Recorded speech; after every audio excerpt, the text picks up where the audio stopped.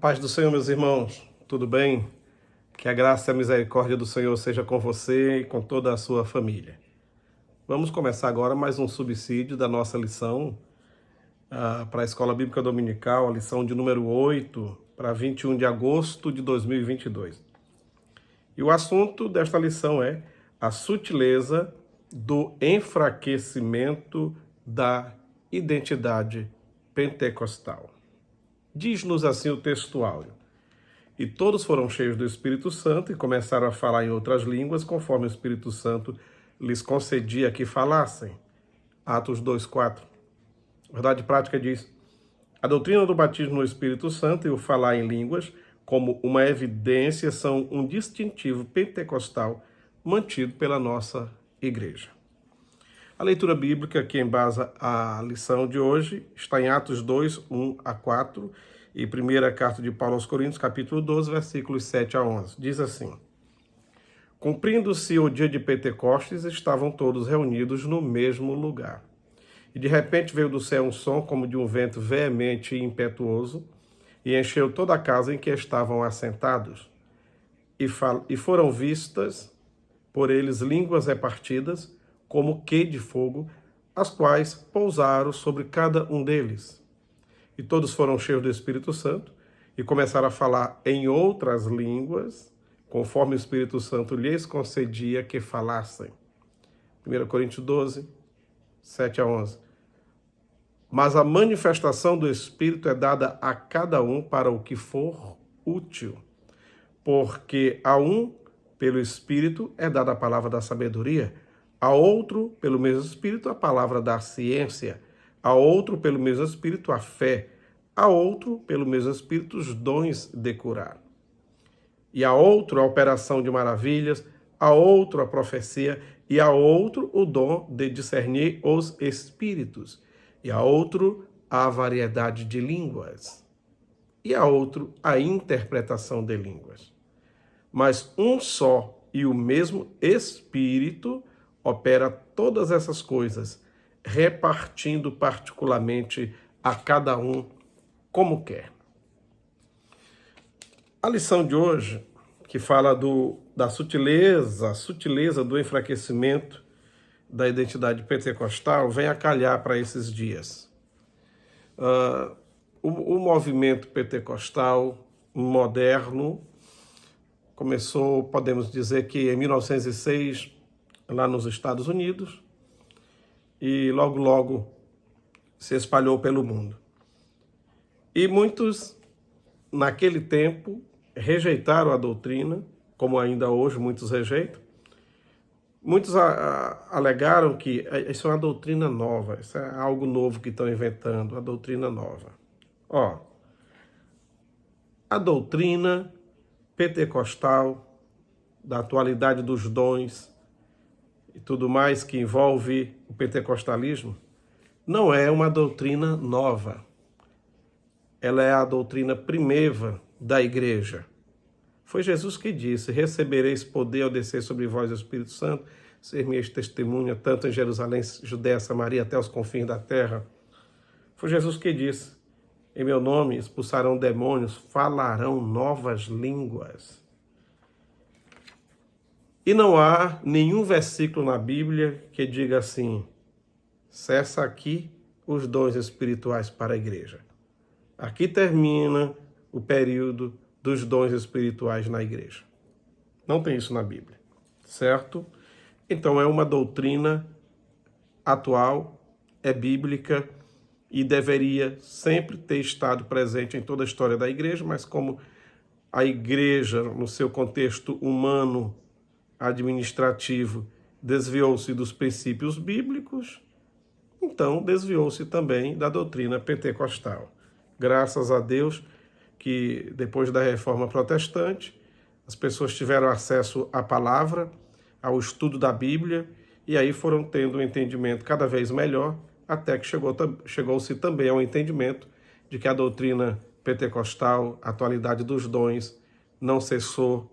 Na Bíblia não tem cessando nada disso. A nossa introdução fala assim: nesta lição bíblica vamos estudar a identidade pentecostal e sua relação com o Pentecostes bíblico, Contudo, o nosso enfoque será mostrar que algumas sutilezas do erro têm aparecido no meio do movimento pentecostal.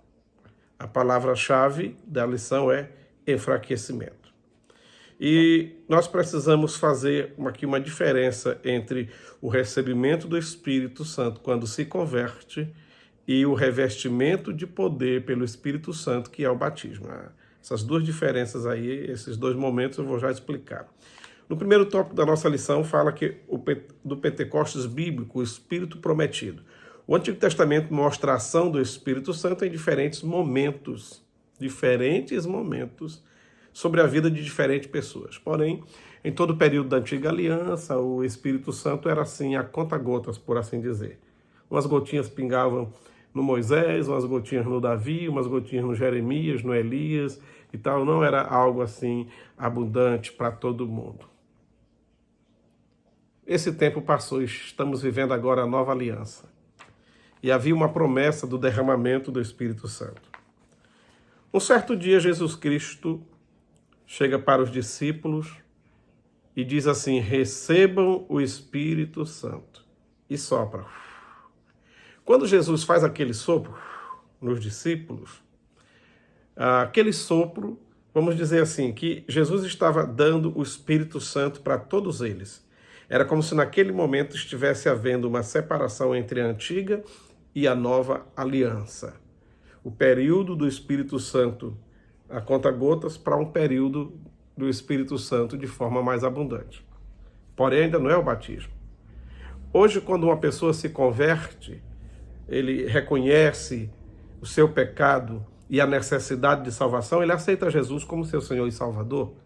E quando isso acontece, podemos dizer que naquele momento aconteceu o sopro. Ele recebe o Espírito Santo, já vem morar na pessoa, no homem e na mulher que se arrepende de verdade e aceita Jesus como seu Senhor e Salvador, passa a ser templo e morada do Espírito Santo. Todos os que têm o nome escrito no livro da vida, que têm certeza de salvação, já têm o Espírito Santo. Mas isso ainda não é batismo. Então, Jesus soprou um dia nos discípulos, dizendo: receba o Espírito Santo. Porém, passou o tempo e agora Jesus diz assim: ficai em Jerusalém até que do alto sejais revestidos de poder. Eu vou enviar a promessa do Pai e que vocês já ouviram, então fiquem aí.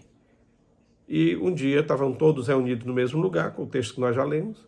Ouviu-se um som como de um vento muito forte e veemente. A casa se encheu com aquele som.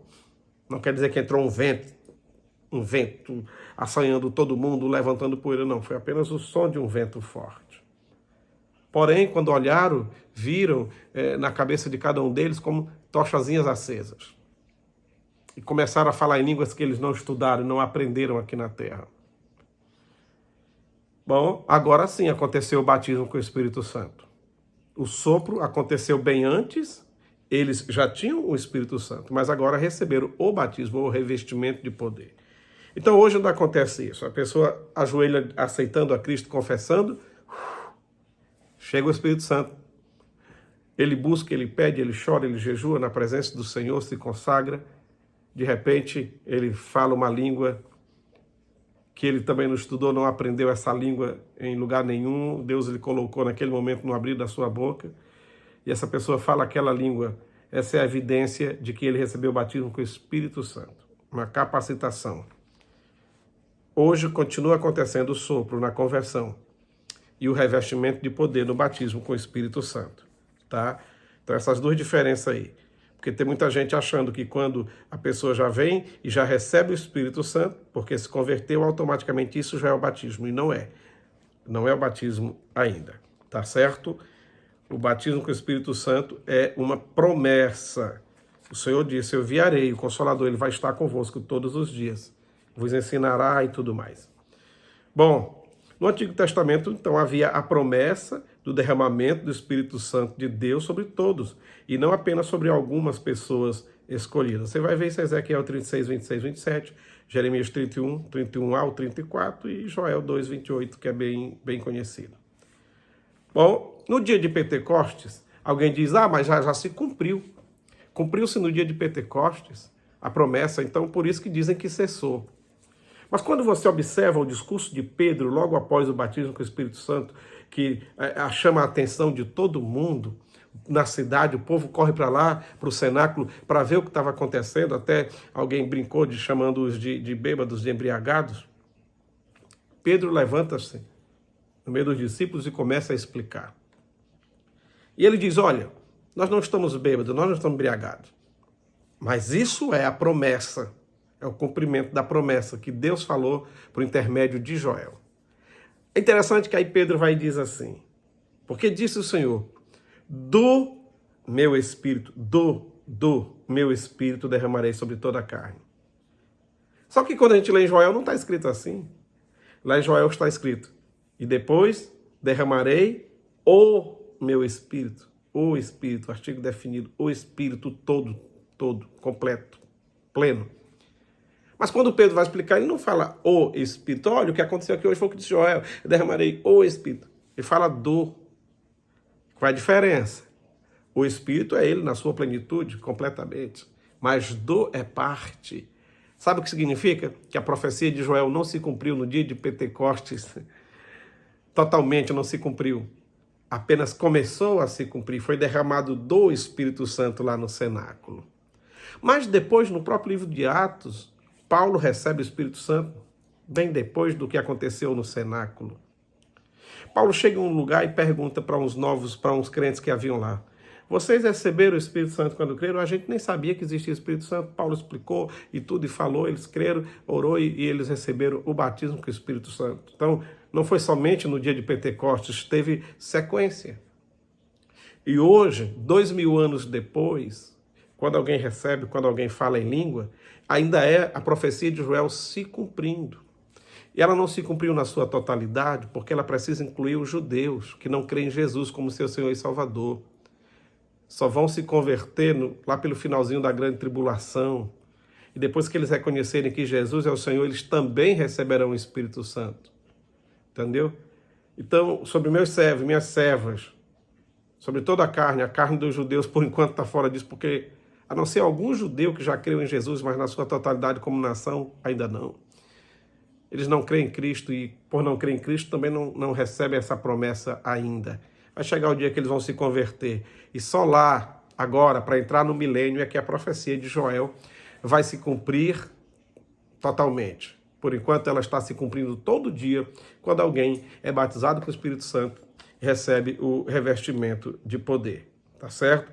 Aí ele vai ser derramado. Se no Antigo Testamento era conta-gotas, a partir do dia de Pentecostes, abriu-se a válvula do chuveiro. E depois da conversão dos judeus, aí sim vai se quebrar a caixa d'água e o Espírito Santo, na sua plenitude, descerá e a profecia de Joel termina de se cumprir.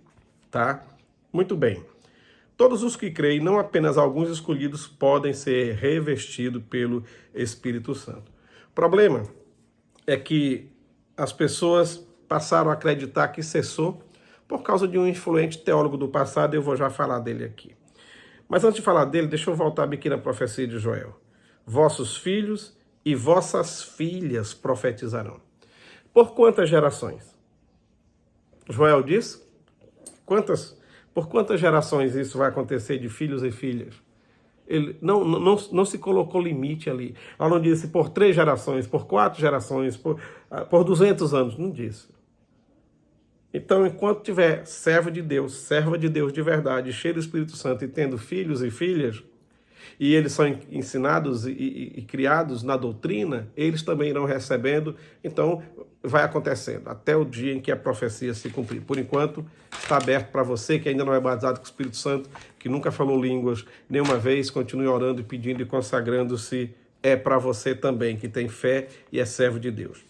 No nosso segundo tópico, fala sobre o distintivo pentecostal de nossa igreja.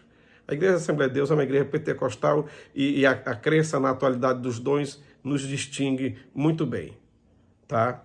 O Agostinho de Hipona, agora sim, falando desse sujeito aqui, introduziu na igreja, lá ele viveu por volta de 354 a 430 já depois de Cristo, introduziu na igreja da época o erro doutrinário de que os dons haviam cessado.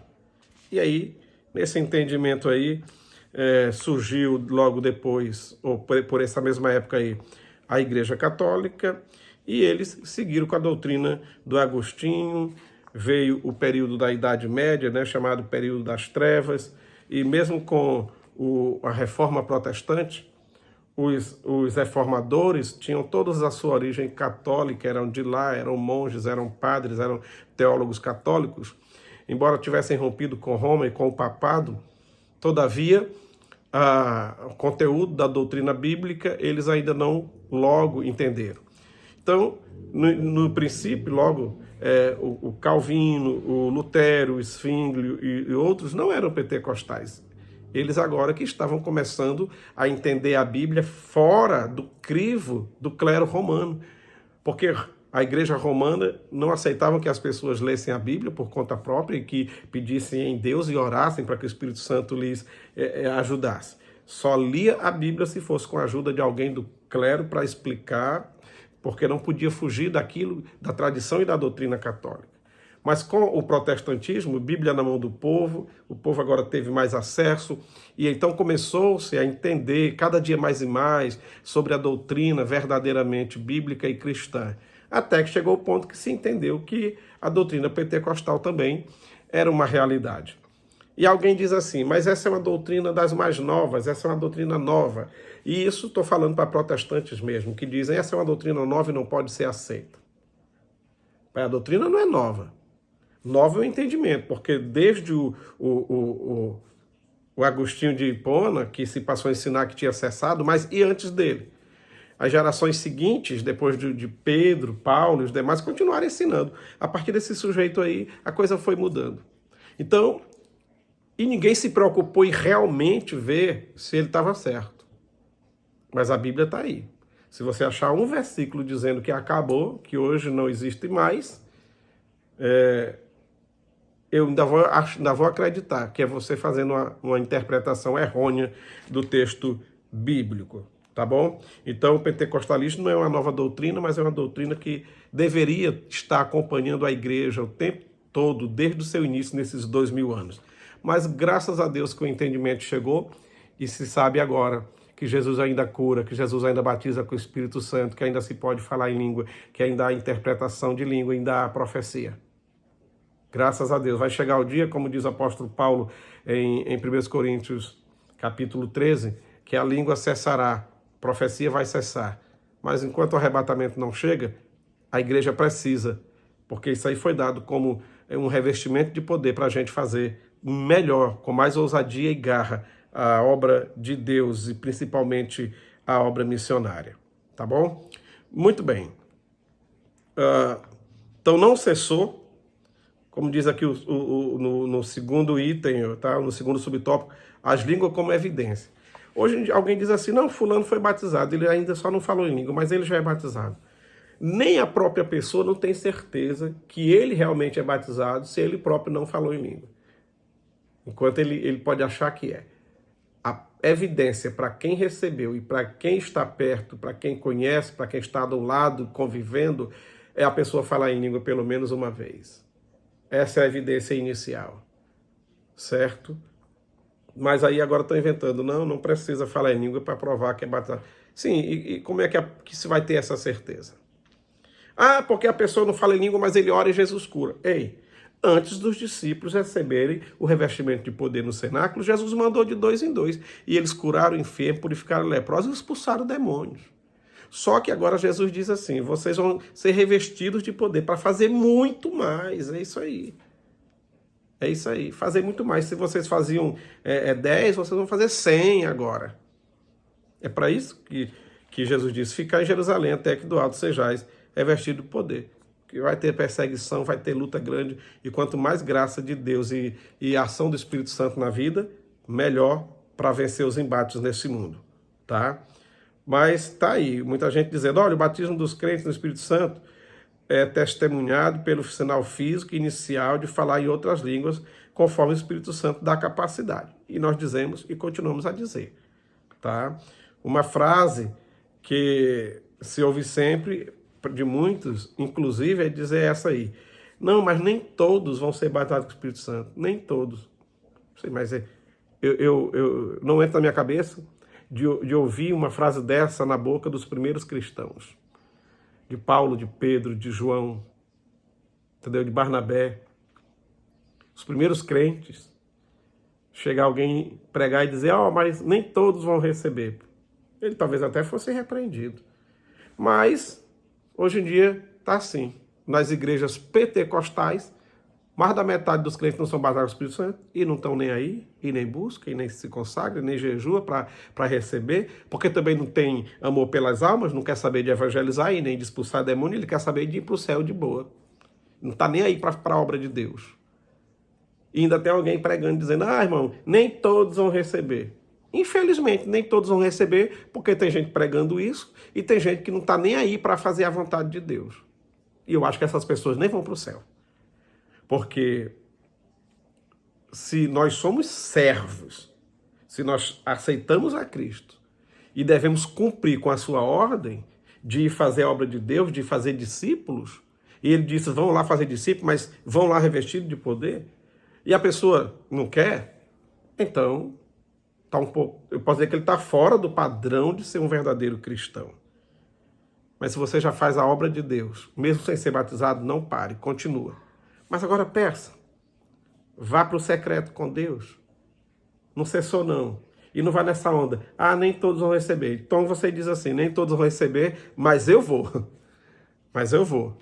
e peça e busque para fazer melhor a obra do Senhor, mantendo a chama pentecostal acesa. Olha, hoje em dia a gente vê muitos vídeos de pessoas ridicularizando as igrejas pentecostais. Sabe por quê? Porque muitos estão realmente fazendo além do que é verdadeiramente bíblico, inventando coisas que não é da Bíblia. Profetadas, entendeu? Línguas estranhas que é tão estranha que até Deus estranha. Uma língua estranha que a gente, meu Deus do céu, que coisa é essa? É pregador dizendo, você que sabe falar em língua, fale agora. Aí o povo começa a falar, peraí, isso ali não é assim. O dom é do Espírito Santo, é ele que dá. Não tem esse negócio da pessoa dizer, e eu agora vou falar em língua. E começa, peraí, você decorou então, você está feito papagaio. Não é, eu vou falar, eu sei falar em língua. Não, o dom é do Espírito Santo e ele dá para cada um que for útil. Dizer assim, fala em língua todo mundo, e o povo começar a pipocar e tudo. Parece assim uma coisa já ensaiada, aprendida e gravada e pronto, sem ter nada de mover realmente do Espírito Santo de Deus. E por causa desse tipo de coisa, acontece brincadeiras com o Espírito Santo, com língua estranha, profecias inventadas, e aí muita gente vai e critica o pentecostalismo como um todo por causa de alguns que não respeitam e brincam com os dons espirituais. Nós não devemos rejeitar os dons espirituais porque alguém está fazendo isso. Eles vão um dia prestar conta com Deus. Não rejeite a profecia, não rejeite a língua estranha, não rejeite o Pentecostes, porque tem alguém dizendo que é pentecostal e brincando com essas coisas. Certo? O Pentecostes é real. Os dons são autênticos e eles existem. Mas quem está brincando com as coisas de Deus, com a profecia, com a língua estranha, com os dons espirituais, vai se ver com Deus um dia. Que nós mantenhamos essa chama acesa. Não deixe a chama se apagar. E se você já recebeu o batismo com o Espírito Santo, continue pedindo a graça de Deus para você não esfriar, para que essa chama, o paviozinho que está fumegando, o Espírito Santo sopre lá de novo e essa chama se acenda novamente. Tá bom? Que Deus te abençoe. Que você tenha uma ótima escola dominical, você que é professor, aluno, superintendente da escola, que ama a escola bíblica, esteja presente no domingo ou outro dia, conforme seja o local onde você mora, mas esteja na escola bíblica dominical, crescendo na graça e no conhecimento. Que Deus abençoe a todos, compartilhe esse vídeo, tá certo? Curte ele aí e nos ajude a divulgar. Que Deus te abençoe em nome de Jesus.